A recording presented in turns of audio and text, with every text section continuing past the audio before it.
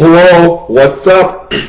My name is Gary Richard Collins II. How are you? Well, I am as blessed can be.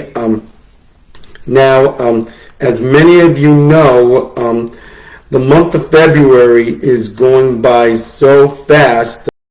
I've got some good news and I've got bad news for you. Let me start off with the good news. The good news is we are getting closer to the end of this month. We are almost getting closer to the end of the month. However, the bad news is you have to get past tomorrow. In other words, you have to survive yet another obstacle and another weather that's going to happen right outside tomorrow, beginning at 12 noon. You want to know why? We're going to have yet another winter ice advisory. And this is for the first time in over a month. That's right, a winter ice advisory. So please, if you can't go outside, then stay home and get your Bible, read a book, watch TV, dance, exercise, do your chores, do whatever you think you have to do, but please do not go outside.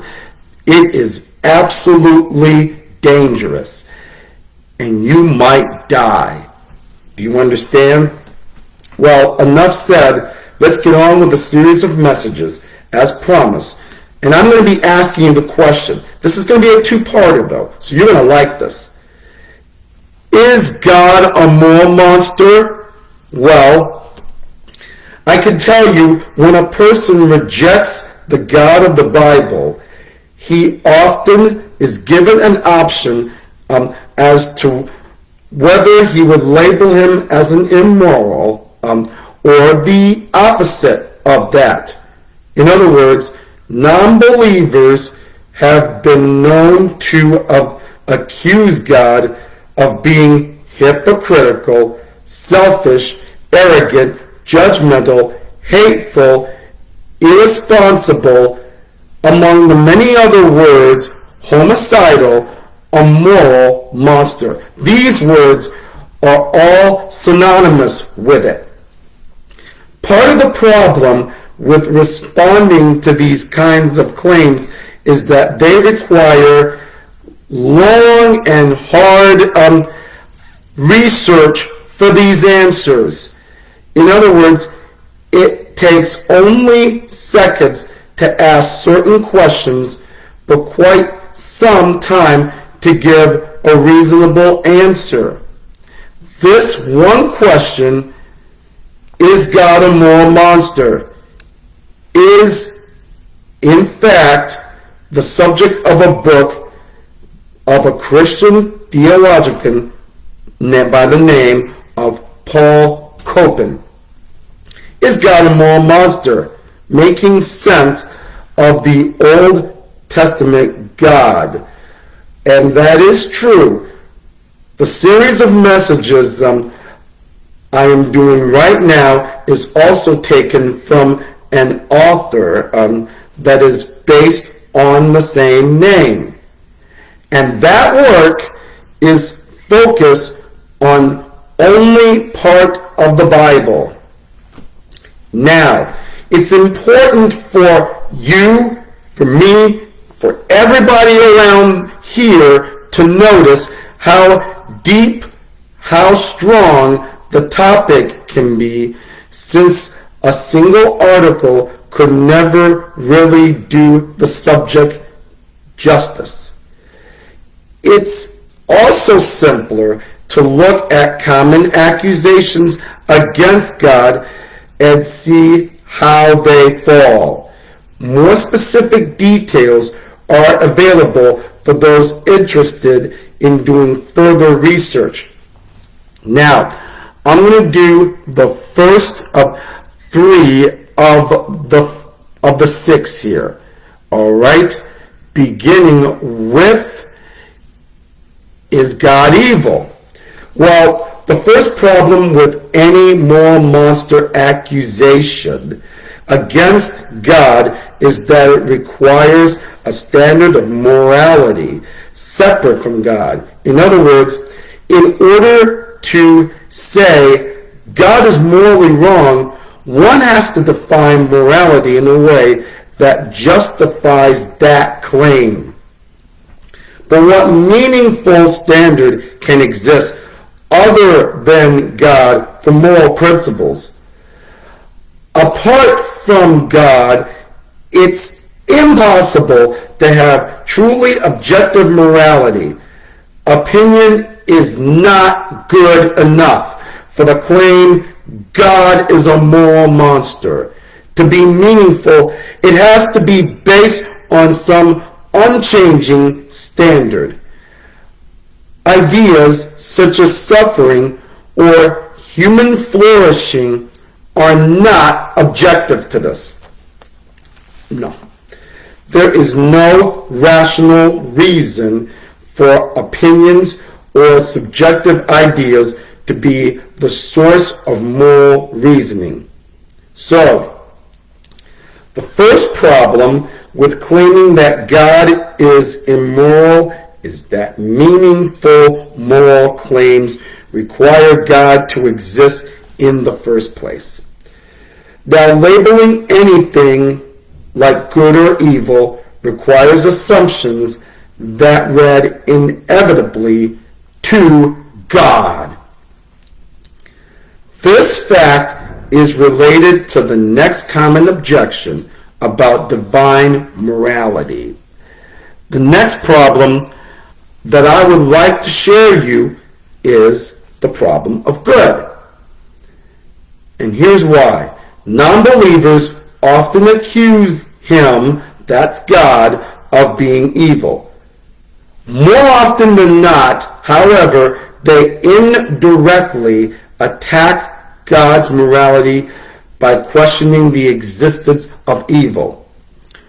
A truly good God, through and through, they claim would not allow evil. More on this in just a moment.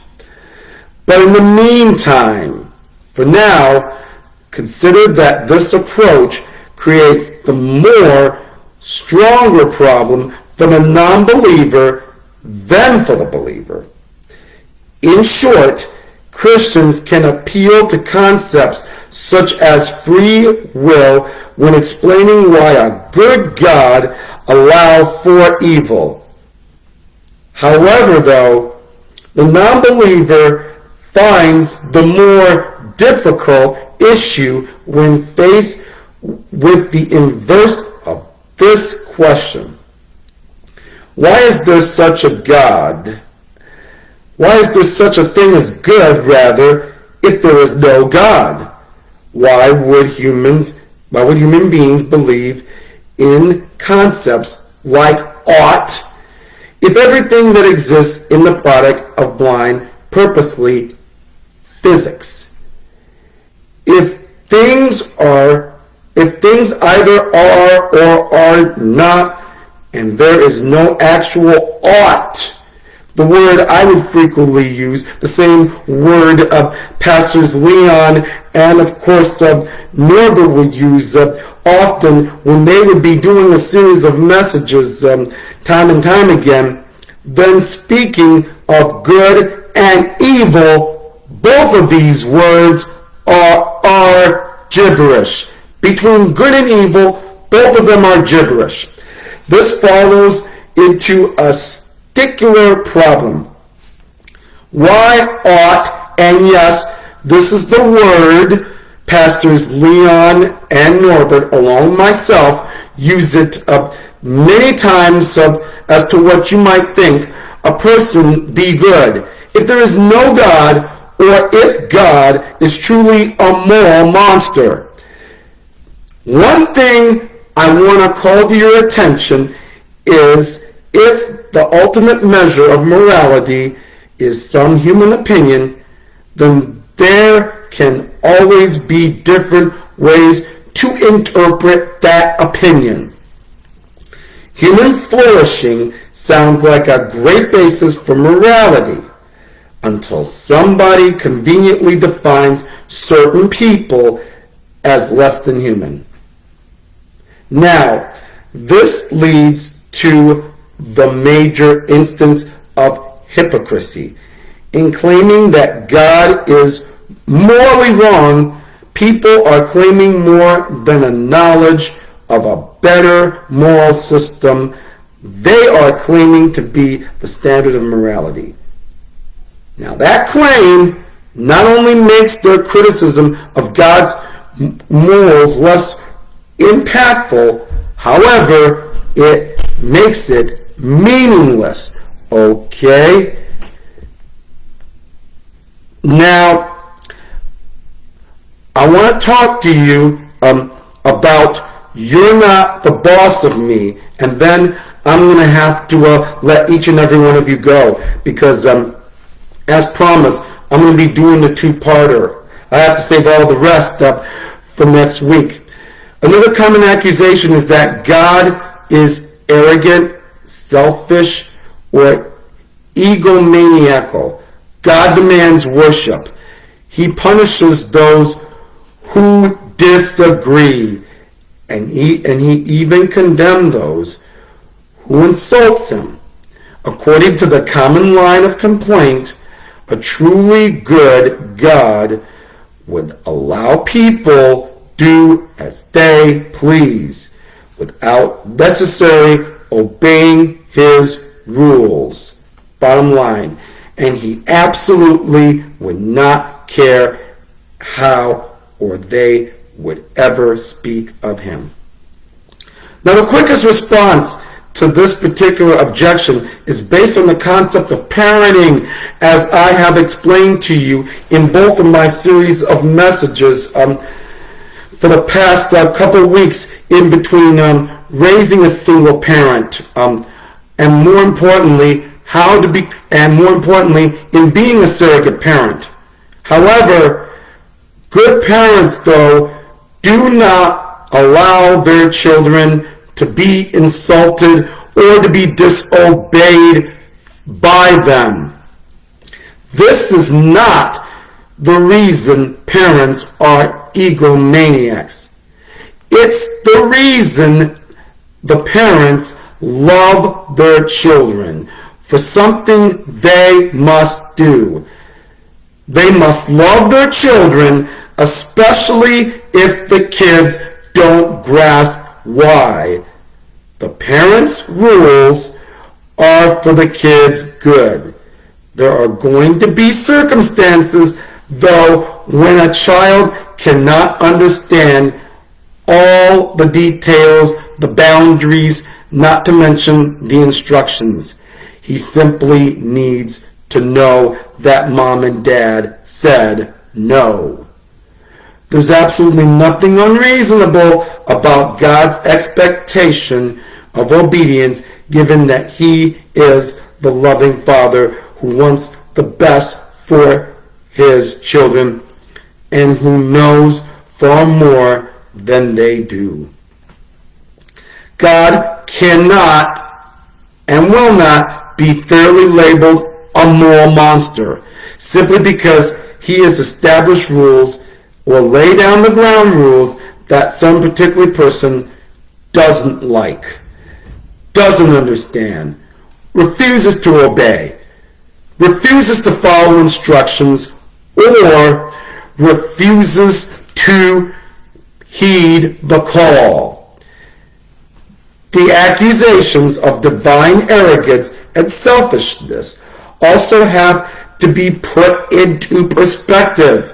The reason people have a problem with human arrogance and egotism is very simple.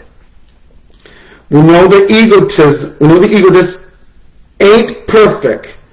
A person's arrogance grates on our nerves because of our basic knowledge that the egomaniac ain't actually perfect. He doesn't have that much to be arrogant about. God, however, is perfect.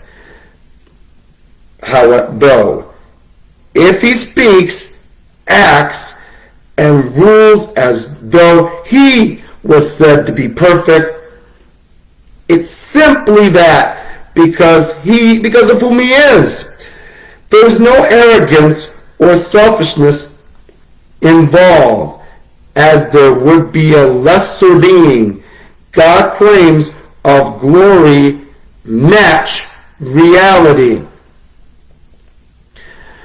Furthermore, according to the Bible, God has demonstrated great patience, love, and sacrifice on behalf of humanity. If you have your Bible or Bible app, please mark Romans 5:8 for the two-parter. Okay? Now, let's go on to that verse. And please pay attention to what it says right here. It says, but God demonstrates his own love towards us, in that while we were still sinners, Christ died for us. Now, the core concept of the gospel is that God was willing to become a human being, okay? Suffer and struggle, then be killed by his own creations. He did all of this in order to provide the means to allow mankind to live forever with him. That is far from being selfish, far from being arrogant, far from being irresponsible, far from being insensitive or egotistic, of course. Now, that's part one of it, okay? I am done with this one. Now, next week, I'm going to be concluding the same series of messages, only this time I'm going to be talking to you about life, death, and war. This one talks about people who accuse God of being a moral monster, mention the wars, who describe it in the Old Testament. Then I'm going to be talking to you about free will versus suffering and evil, which talks about God's morality is the reality of evil. Find out why. And then I'm going to be coming to a conclusion. So make sure you tune us again next week on the same day, at the same time, same place, right here on Facebook Live. Until then, you be blessed and stay blessed. Thank you. Good night.